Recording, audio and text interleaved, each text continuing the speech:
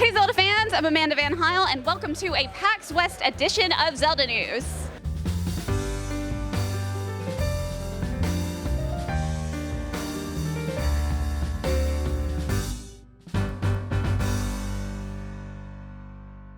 So I have with me YouTuber and Super Mario Maker 2 Invitational Champion Abdallah Smash 026 here at PAX.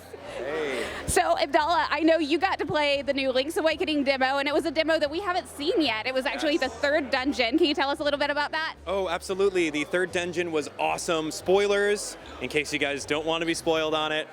We get the Pegasus boots in that one, and you can combine the Pegasus boots with the Rock's Feather to do a running flip in the air to get over some little chasms. And boss battle was super cool.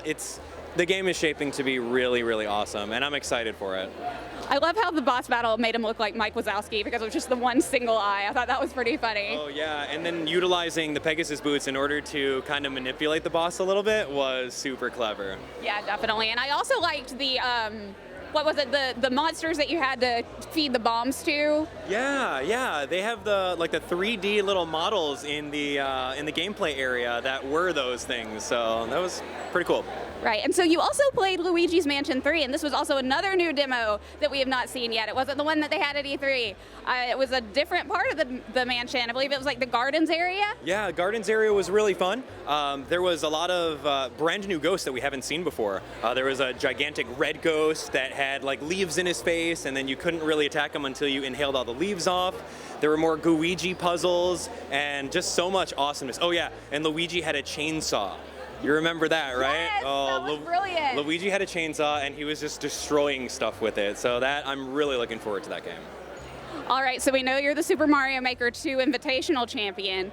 You won another championship this weekend. What game was that? Yeah, it was Stream Stars 3 over at PAX Arena. It happens at every PAX where they invite a whole bunch of YouTubers and Twitch streamers to participate in random games. And this time it was called Boomerang Fu. And Boomerang Fu is, it's on PC, and it's pretty much a top-down 4 versus, it's a 4 free-for-all, and you throw boomerangs at each other. And not many of us played the game. I played the game maybe like 10 minutes off screen, and then I ended up crushing the competition and winning a gigantic trophy. It was super cool. Yeah, I swear that trophy is bigger than me. Yeah. I got to hold it. It was like half of my size, but it's surprisingly light for how big that trophy is. But that was seriously the cutest game. Yes. I'm definitely gonna have to play it. It just looked like so much fun.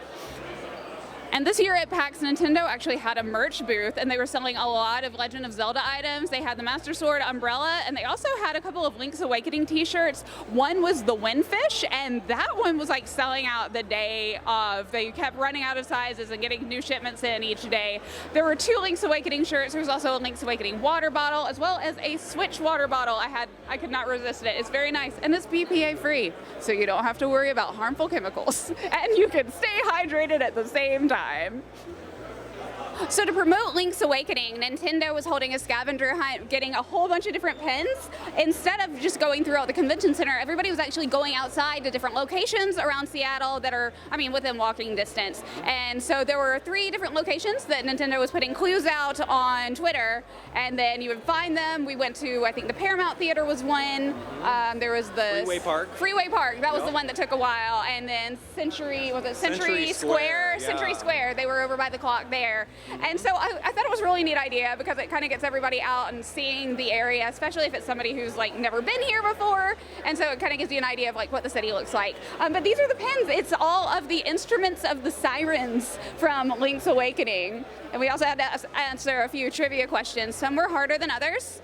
They gave us super hard ones. For some reason, they just assumed we would know Zelda. I can't imagine. Not like we play Zelda games or anything like Not that. at all, No way. not at all. But this was the scavenger hunt, and they are doing this, I think, both Saturday and Sunday of the convention.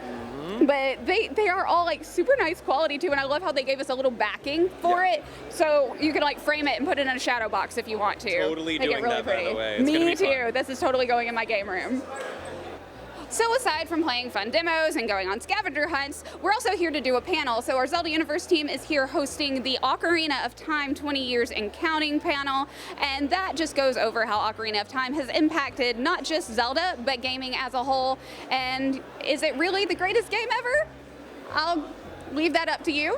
I'm definitely putting it up there on my list for sure. But whether or not we think it's been dethroned by Breath of the Wild, and analyzing the two games and how they compare and contrast and all of that. All right, well, everybody, thank you so much for watching. Big thank you to Abdallah for joining me on the video. I really appreciate all your help there. Thank you all for watching. My name is Amanda Van Heil. Remember, you can follow us on Twitter at Zelda Universe. You can also catch a live stream on twitch.tv/Zelda Universe TV. I'm Amanda Van Heil, and I'll see you guys next week.